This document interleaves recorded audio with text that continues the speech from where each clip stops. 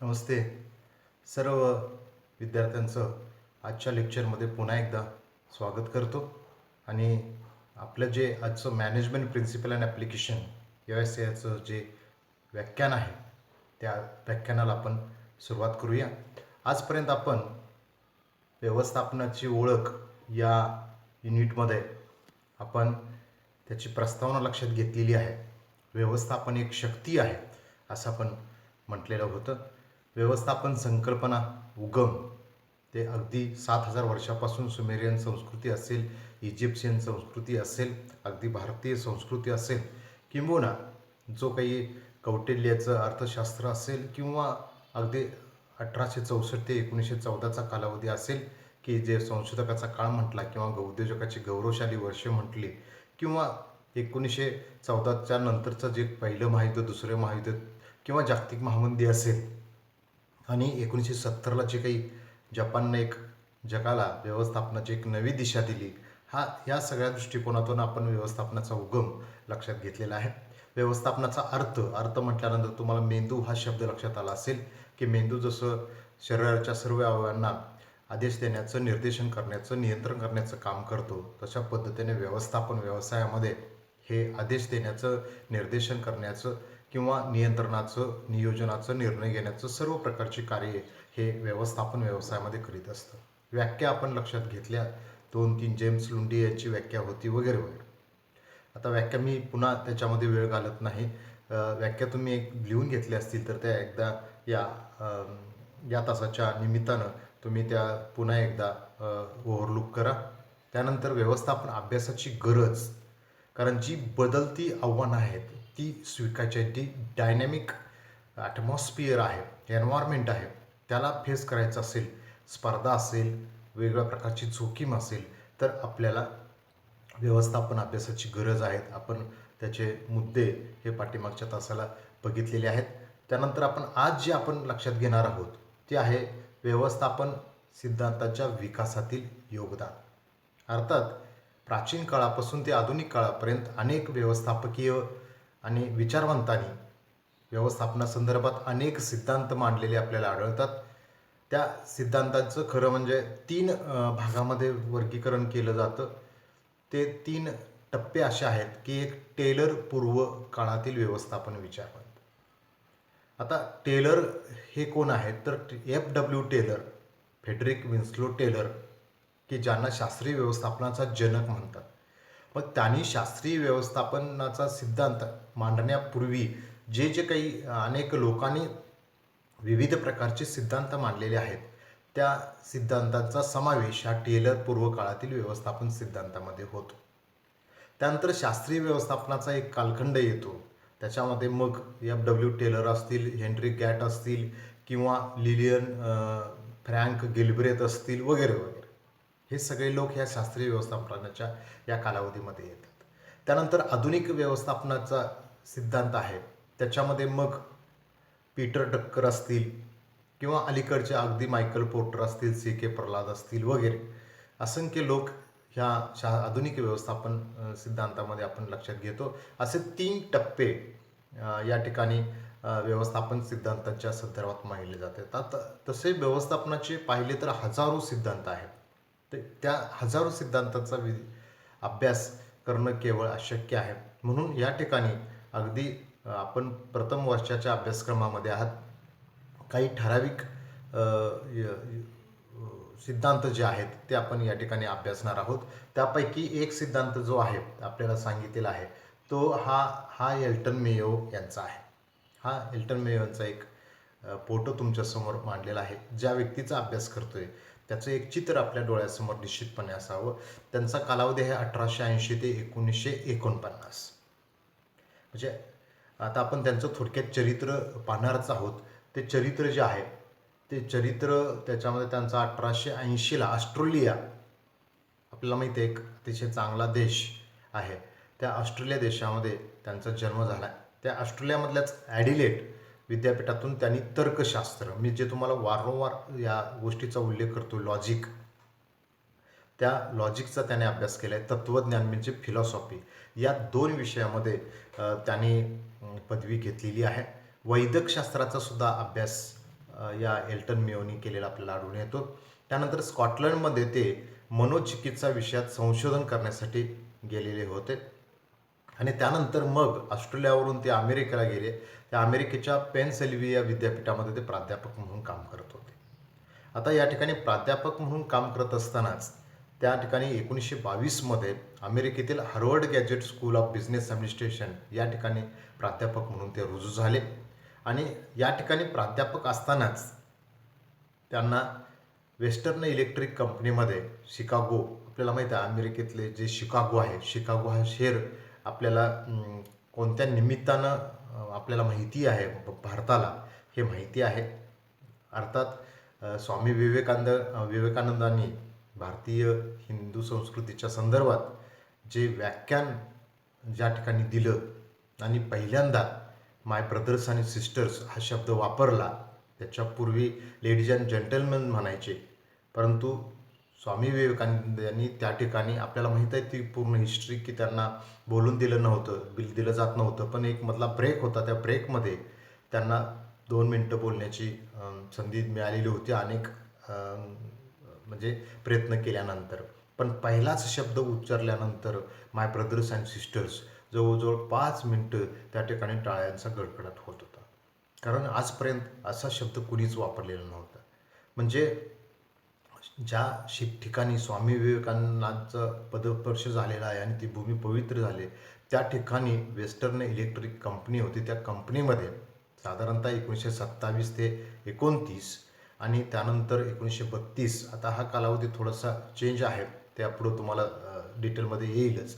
तर या कंपनीमध्ये त्यांनी संशोधन केलेलं आहे. ते संशोधन जे आहे ते हॉथॉर्न संशोधन म्हणून प्रसिद्ध आहे आणि त्यानंतर मग त्यांनी अनेक पुस्तकं त्या अनुषंगाने लिहिली आहेत, त्याच्या निष्कर्षाच्या आधारावर ते लिहिलेली आहेत. पण त्यांचा दुर्दैवानं 1949मध्ये मृत्यू झालेला आहे. तर त्या व्यक्तीच्या चरित्राबद्दल थोडक्यात आपल्याला माहिती असावी, हे काही परीक्षेला येणार नाही, पण आपल्याला त्या व्यक्तीचं चरित्र थोडक्यात, ज्या व्यक्तीचा आपण अभ्यास करतोय त्याचं चरित्र थोडक्यात माहिती असावं या उद्देशानं या ठिकाणी तुम्हाला माहिती दिलेली आहे. त्यानंतर आपण पुढे जाऊया. हे जे एल्टन मेयो आहेत, ह्या एल्टन मेयोनी जे काही प्रयोग केले त्याचे निष्कर्ष आपल्याला सिलेबसमध्ये Hawthorne experiment and its implication वगैरे असं अभ्यासाला आहे आणि त्याचा आपण अभ्यास करणारच आहोत. तर त्या अनुषंगाने त्याची पार्श्वभूमी लक्षात घेऊया, की हा जो प्रयोग आहे, पहिल्यांदा लिहून ठेवा तिथं, हॅथॉर्न संशोधन. हॅथॉर्न, ह वरती अर्धचंद्र, था वरती अर्धचंद्र, न वरती रपा, हॅथॉर्न संशोधन त्याला म्हटलं जातं. त्यानंतर हा जो प्रयोग आहे वेस्टर्न इलेक्ट्रिक कंपनीच्या कारखान्यामध्ये नॅशनल रिसर्च काउन्सिलनं दिलेल्या प्रकल्पांतर्गत हे संशोधन करण्यात आलेलं होतं. कारण हे त्या ठिकाणी प्राध्यापक हार्वर्ड युनिव्हर्सिटीमध्ये प्राध्यापक म्हणून काम करत होते. त्यावेळेला त्यांना हे संशोधनाची जबाबदारी त्यांच्यावर सोपवलेली होती. त्याची कारणंही अनेक आहेत, त्याचा आपण उहापोह करूया. एल्टन मेयो आणि त्यांचे 2 सहकारी होते, रॉथलेसबर्गर आणि व्हाईट हेड. रॉथलेसबर्गर, तिथं 2 मात्रे आहेत, त्याच्यामुळे 2 मात्रे नका देऊ तुम्ही, अर्धचंद्र द्या. रॉथलेसबर्गर आणि व्हाईट हेड त्यांचे 2 सहकारी होते. या वेस्टर्न इलेक्ट्रिक कंपनीमध्ये टेलिफोन साहित्याची निर्मिती केली जात होती आणि हा जो कालावधी आहे हा साधारणतः 1924चा कालावधी आहे. त्या कारखान्यात त्या काळात 29,000 कामगार होते. म्हणजे याच्या अनुषंगाने तुम्ही लक्षात घेऊ शकता की ही किती मोठी कंपनी होते. म्हणजे 1924च्या दरम्यान, 20च्या दरम्यान त्या ठिकाणी 30,000 कामगार असणं हे खूप खरं म्हणजे मोठी कंपनी होती. पण ते कंपनीसुद्धा फार चांगली होती, नावाजलेली होती, कारण त्यावेळी टेलिफोन हे नुकतंच आलेलं होतं. त्यानंतर त्या ठिकाणी त्या कंपनीमध्ये वेगवेगळे कौशल्य असणारे प्रशिक्षित कामगार होते. कामगार काही अप्रशिक्षित नव्हते, तर त्या ठिकाणी प्रशिक्षित कामगार होते आणि वेगवेगळे स्किल्ड कामगार होते. पण त्या ठिकाणी कामाचे तास, विश्रांतीच्या वेळा, कार्यपरिस्थिती, सोयीसुविधा याबाबत कामगाराच्या पराकोटीच्या तक्रारी होत्या आणि त्यामुळं त्याचं जे प्रोडक्शन आहे, उत्पादन आहे, उत्पादकता आहे, प्रोडक्टिव्हिटी, याच्यावरती खूप मोठा परिणाम झालेला होता. प्रोडक्शन कमी होत चाललेलं होतं. साधनांची नासधूस व्हायची, संसाधनांची नासधूस व्हायची आणि प्रोडक्शन जेवढं अपेक्षित आहे तेवढं व्हायचं नाही. कारण तिथले जे कामगार होते ट्रेंड होते, पण त्यांचं कामाच्या तासाबद्दलचं काहीतरी नाखुश होते, ते विश्रांतीच्या वेळेच्या बाबतीमध्ये नाखुश होते. अनेक कार्यपरिस्थिती, वर्किंग कंडिशन, तिथली प्रकाश असेल, लाईट, सगळ्या गोष्टी ज्या आहेत, पिण्याचे कॅन्टीन वगैरे, या संदर्भात सुद्धा सोयी सुविधा ज्या काय आहेत त्या संदर्भात सुद्धा त्यांच्या अनेक तक्रारी असलेल्या आपल्याला दिसून येतो. 1924ला या संशोधन प्रयोगाला सुरुवात झाली. त्यानंतर म्हणजे तिथं आपण पाठीमागे 1922 लिहिलं, तर सर म्हणणार तुम्ही इथं 24 का लिहिलं, तर 22ला त्यांना प्रकल्प सोपवला, पण बाकीची प्रिपरेशन्स वगैरे करायसाठी त्यांना 2 वर्षे गेली आणि खऱ्या प्रयोगाला सुरुवात 1924ला झाली. पण 24, 25, 26, 27 3च वर्षामध्ये हा प्रयोग बंद करण्यात आला 3 वर्षानंतर. कारण 3 वर्षानंतर सुद्धा ज्या काही कामगारांच्या बाबतीमध्ये अभ्यास करायचा होता त्याबद्दल काहीच हाती येत नव्हतं, म्हणून संशोधन बंद करण्याचा निर्णय त्या ठिकाणी घेण्यात आला. परंतु त्या सगळे जे काही 3 वर्षाचं मटेरियल ज्या वेळेला एकदा एल्टन मेयो वाचत बसलेले होते, त्याचा जरा थोडासा अभ्यास करत होते, त्यावेळेला त्यांना एक असाधारण काही गोष्टी त्याच्यामध्ये आढळल्या आणि त्याचं ज्या वेळेला विश्लेषण त्यांनी केलं त्यावेळेला हा जो प्रयोग आहे हा प्रयोग पुन्हा सुरू करायचा त्यांनी निर्णय घेतला आणि 1927 ते 1933 5 वर्ष हा प्रयोग त्या 5 ते 6 वर्ष हा प्रयोग करण्यात आला. त्यानंतर 2 वर्ष खंड पडून पुन्हा 1938पर्यंत हा अनेक प्रयोग त्याच्यामध्ये करण्यात आलेले आहेत. त्यातले काही प्रयोग आहेत हे या ठिकाणी अभ्यासणार आहोत आपण. त्यातले 5 महत्त्वाचे प्रयोग आहेत. अर्थात आपण 5 महत्त्वाचे जरी प्रयोग म्हटले तर आपण या ठिकाणी 3च महत्त्वाच्या प्रयोगाचा आपण अभ्यास करणार आहोत. त्यातला पहिला जो प्रयोग आहे तो आहे पहिला रिले असेंब्ली टेस्ट रूम प्रयोग. हे रिले असेंब्ली वगैरे आहे ना, रिले म्हणजे त्या टेलिफोन जे काही इन्स्ट्रुमेंट आहेत त्याच्यामधले काही पार्ट्स आहेत, तर ते पार्ट्स तयार करणारे किंवा त्याची टेस्टिंग वगैरे करण्यासाठी काही कामगार काम करत होते. त्याच्यात अर्थात काही महिला कामगारसुद्धा होत्या.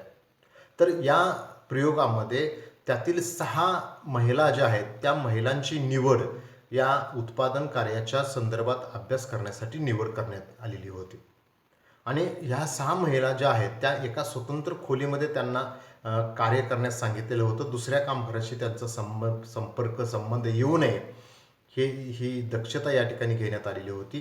त्यानंतर याच्यामध्ये जर तुम्ही अगदी मी तुम्हाला हे पण दाखवणार आहे याचा व्हिडिओ, तर तुम्ही जर पाहिलं तर याचा एक चार्ट सुद्धा आपल्याला काही पुस्तकामधून आपल्याला पाहायला मिळतो की त्यांना कशा पद्धतीनं त्यांच्या कार्यपरिस्थितीमध्ये सुधारणा करत गेली, त्यांच्या कामाचे तास कसे वाढवत गेले किंवा कामाच्या विश्रांतीच्या वेळा कशा वाढवत गेल्या, 2 विश्रांतीच्या वेळेच्या ऐवजी 4 विश्रांतीच्या वेळा कशात गेल्या, सोयी सुविधा कशा त्यांच्या वाढवत गेल्या, हे टप्प्याटप्प्याने 1 आठवडा 2 आठवड्याने हे सगळं वाढवत नेलं. आणि हा प्रयोग करत असताना जसजसं त्यांना सुविधा देत गेले तसे त्यांचं उत्पादन आहे हे वाढत गेलं. बघा, कार्यपरिस्थितीमध्ये बदल केला असता त्याचा उत्पादकतेवरती काय परिणाम होतो याचा तपास करण्यात आला. विश्रांतीच्या कमी अधिक वेळा केल्या, कामाचे कमी तास केले, आपण अल्पोपहाराची सोय त्यांना केली, कॅन्टीन फॅसिलिटी दिली, असे अधिक बदल करण्यात आले आणि हा बदल केल्यानंतर उत्पादन वाढतं का कमी होते हे पाहण्यासाठी एक निरीक्षक सुद्धा त्या ठिकाणी ठेवण्यात आला. त्यानंतर ते ह्या सगळ्या जसजसं टप्प्याने त्याच्या सुविधा देण्यात आल्या तसं उत्पादन वाढत गेलेलं त्या ठिकाणी पाहायला मिळतंय. आता काय सुविधा केली आणि काय उत्पादन केलं याचा चार्ट मी या ठिकाणी डिटेलमध्ये घेतलेला नाही, एवढ्या खोलात आपल्याला जाण्याची गरज नाही. पण त्यांना 6 मुलींना स्वतंत्र वेगवेगळा पगार न देता त्यांचं जे काम होते तेवढ्या कामाचं आणि त्याला डिवायडेड बाय 6 जे प्रत्येकाला समान पद्धत म्हणजे गट मोबदला पद्धती म्हणतो आपण त्याला, त्या गटाला एक मोबदला, मग ते 6 जणी त्या वाटून घेत होत्या. त्यात कमी काम करणं जास्त काम करणं हा विषय या ठिकाणी गृहीत धरलेला नव्हता. आणि अत्यंत आश्चर्यकारक बाब म्हणजे काय झालं, जसजशा ह्या सुविधा वाढवत आपण गेलो तसतसं उत्पादन वाढत गेलं. पण काही कालावधीनंतर असं करण्यात आलं की एक एक दिली गेलेली सुविधा आहे ना एक एक काढून घेण्यात आली, कमी करण्यात आली. पण आश्चर्याची बाब काय झाली, त्यांच्या सुविधा, अल्पोपारची फॅसिलिटी असेल किंवा विश्रांतीच्या वेळा आहेत, जरी कमी केल्या तर उत्पादन न कमी होता ते वाढलेलं दिसून आलं. म्हणजे सुविधा दिल्या तरी उत्पादन वाढलं आणि सुविधा दिल्यानंतर काही ठराविक वेळानंतर त्यांच्या सुविधा टप्प्याटप्प्याने काढून घेण्यात आल्या, पण उत्पादन कमी झालं नाही, उलट वाढतच गेलं. म्हणजे हा प्रयोगामध्ये ह्या असाधारण गोष्टी आपल्याला पाहायला मिळतात. मग या प्रयोगावरून असा निष्कर्ष निघाला की त्या 6 महिला कामगारामध्ये निर्माण झालेला, हा शब्द खूप महत्त्वाचा आहे, भावनात्मक संबंध, यामुळे उत्पादनात वाढ झालेली आहे. म्हणजे त्यांना एकत्रित ठेवल्यामुळं त्या एकमेकांना समजावून सांगत होत्या, एकमेकांना समजून घेत होत्या, एकमेकांच्या भावनांचं आदानप्रदान करत होत्या, एकमेकांच्या मतं प्रतिक्रिया यांचं आदानप्रदान होत होतं आणि त्या 6 मुलींच्यामध्ये एक भावनात्मक संबंध निर्माण झालेले होते. आणि त्या भावनात्मक संबंधामुळं त्या ठिकाणी सुविधा वाढवल्या काय किंवा सुविधा कमी केल्या काय, उत्पादनामध्ये मात्र घट झाली नाही, उलट उत्पादन वाढत गेलं. तर विद्यार्थी मित्रांनो लक्षात घ्या की हा जो पहिला प्रयोग आहे, पहिला रिले असेंब्ली टेस्ट रूम प्रयोग, हा 6 महिलांच्यावरती करण्यात आलेला होता आणि त्यांच्यामध्ये भावनात्मक संबंध जे निर्माण झाले त्यामुळे उत्पादनामध्ये वाढ झाली, असा निष्कर्ष या ठिकाणी काढण्यात आला.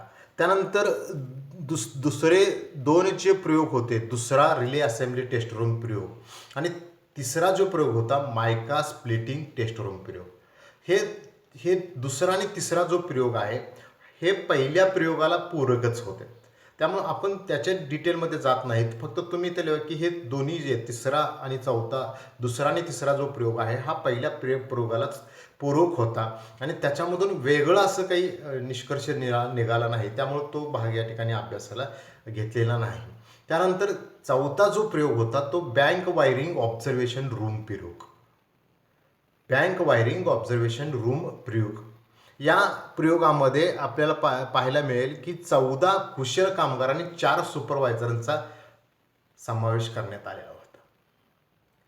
काम करणाऱ्या लहान लहान गटामध्ये कोणत्या प्रवृत्ती असतात, आपण 6 मुलींचा गट केला, त्यांच्यामध्ये भावनात्मक संबंध झाले, पण या ठिकाणी जाणीवपूर्वक कुशल कामगार आणि विशेषतः पुरुष कामगार याच्यामध्ये घेतलेले होते आणि त्यांचे जे छोटे 30,000 कामगार होते, 30,000 कामगारामध्ये 14 कामगार फक्त घेतले. तर छोट्या एखाद्या गटामध्ये त्यांची कामगारांची प्रवृत्ती, टेंडन्सी काय असते याचा अभ्यास करण्यासाठी त्यांच्या अंतरंगात काय चालतं. बऱ्याच वेळेला बघा, आपण एखाद्या तुमच्या मैत्रिणीला किंवा तुमच्या मित्राला तुम्ही काय म्हणताय, हा तोंडावर गोड बोलतो पण त्याच्या मनात काय चाललंय हे कळत नाही. हा आपल्याला चांगलं म्हणतोय पण त्याच्या मनात आपल्याबद्दल वाईट भावना असणार. तशा पद्धतीनं कामगारांची जी प्रवृत्ती आहे ती व्यवसायाच्या प्रती कशा प्रकारची आहे, हे त्यांच्या अंतरंगात काय चालतं हे जाणून घ्यायचं काम या ठिकाणी केलं होतं. प्रत्येकाचं सामाजिक अंतर काय असते, सामाजिक अंतर हा शब्दशः तुम्ही जाऊ नका, म्हणजे ते त्यांची एकमेकाबद्दल आंतरसंबंध, त्यांचे थोडक्यात त्यांची एकमेकाबद्दलची भावना काय असते. आपण कसं म्हणतो, दुसऱ्याचं चांगलं झालं की आपोआप आपलं होतं, पण आपण दुसऱ्याचं वाईट व्हावं आणि आपलं चांगलं व्हावं ही जर भावना असेल तर ती वाईट. मग हे दुसऱ्याबद्दल म्हणजे समाजाबद्दल किंवा दुसऱ्या कामगारांच्याबद्दल त्यांची मतं काय आहेत हे या ठिकाणी समजावून घ्यायचं होतं आणि ह्या बाबतली सगळी माहिती या ठिकाणी उपलब्ध करण्याचा प्रयत्न या प्रयोगामध्ये करण्यात आला. या प्रयोगावरून जे काही निष्कर्ष लक्षात आलेले आहेत ते अतिशय आश्चर्यकारक आहेत. तो जो गट होता ना, त्या गटाची प्रवृत्ती कशी होते की तुम्ही फार जास्त काम करता कामा नये, तुम्हाला सोपवले तेवढंच करायचं, त्याच्यापेक्षा जास्त करायचं नाही. जास्त केलं, एखाद्याने जास्त केलं तर कामशूर म्हणतील त्याला, तो कामाचा आहे म्हणतील, मग काम जास्त करायचं नाही. एखादा कोण करत असेल तर त्या गटातला माणसं बाकीची काय करत होती, त्याला जादा काम करून देत नव्हती. त्याच्या उलट कसं आहे, तुम्ही फार कमी काम करायचे नाही, केलं तर तुम्ही कामचोर ठरा. म्हणजे ठरवून दिलंय त्याच्यापेक्षा जास्त काम करायचं नाही, कामचोर ठराल. ठरवून दिलंय त्याच्यापेक्षा कमी काम करायचं नाही, तुम्ही कामचोर ठराल. जेवढं दिलंय तेवढंच, जेवढं सांगितलंय तेवढंच, जादा करायचं नाही, कमी करायचं नाही. गटाची प्रवृत्ती कशी आहे पहा. व्यवसायाचं काय वाटेल ते होते, त्याने ठरवून दिलंय ना एवढं तेवढंच करायचं. आणि या प्रयोगावरून सगळ्यात महत्त्वाची गोष्ट आणि जी पुढं आपण भविष्यामध्ये या प्रयोगाच्या पुढच्या भागामध्ये ज्याचा सातत्यानं आपण जाणीवपूर्वक भाग लक्षात घेणार आहोत, तो आहे अनौपचारिक गट. बघा, तुम्ही बी.कॉम फर्स्टला एक शिकताय, महाविद्यालयाने बी.कॉम फर्स्ट हा जो गट, हा जो वर्ग आहे, हा औपचारिक वर्ग आहे. अनौपचारिक आणि औपचारिक मधला फरक आपल्याला लक्षात घेतला पाहिजे. औपचारिक फॉर्मल आणि इनफॉर्मल. बी.कॉम फर्स्ट हा फॉर्मल औपचारिक गट आहे.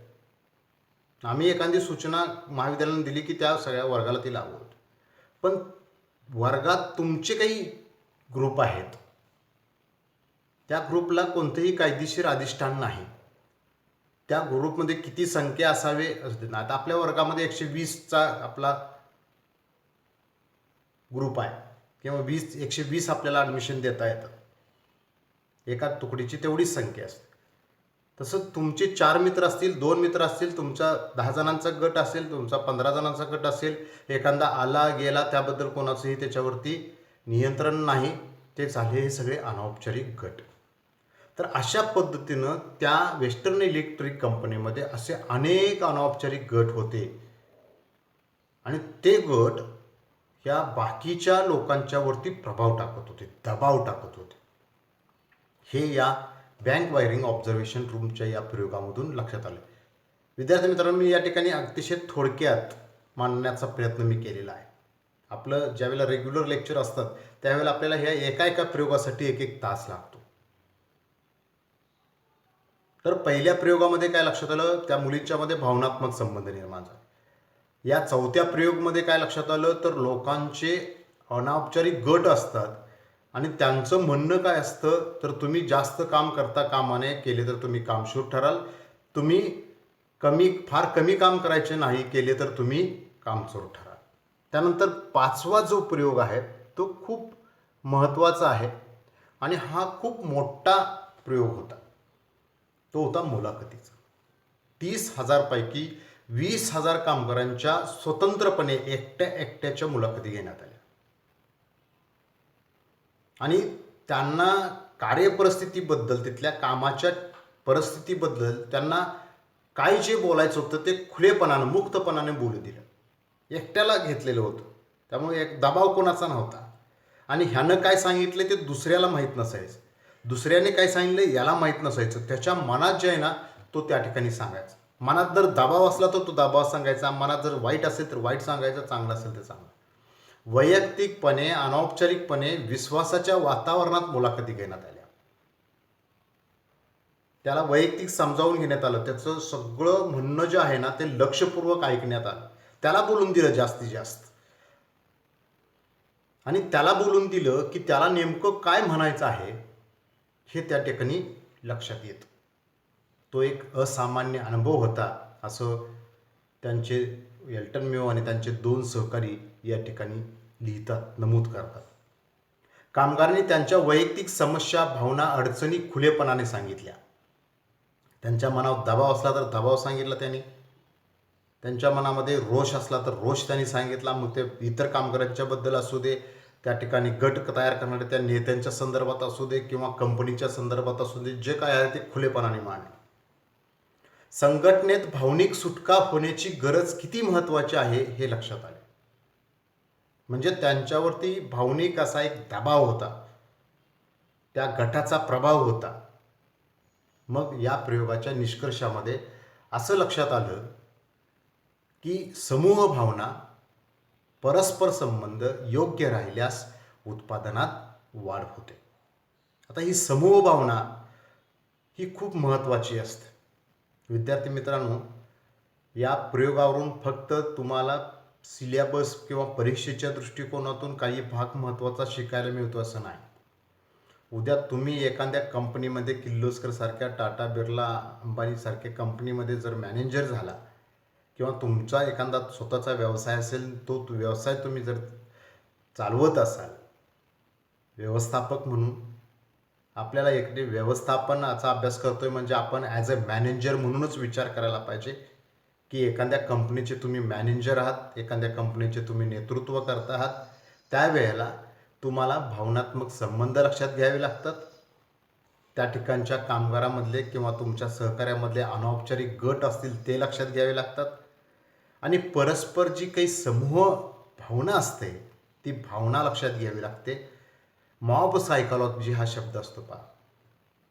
आपल्याकडे सुद्धा विद्यार्थ्यांचे काही गट असतात. आम्हाला महाविद्यालय चालवत असताना त्या विद्यार्थ्यांचे गट आहेत ते लक्षात घ्यावे लागतात.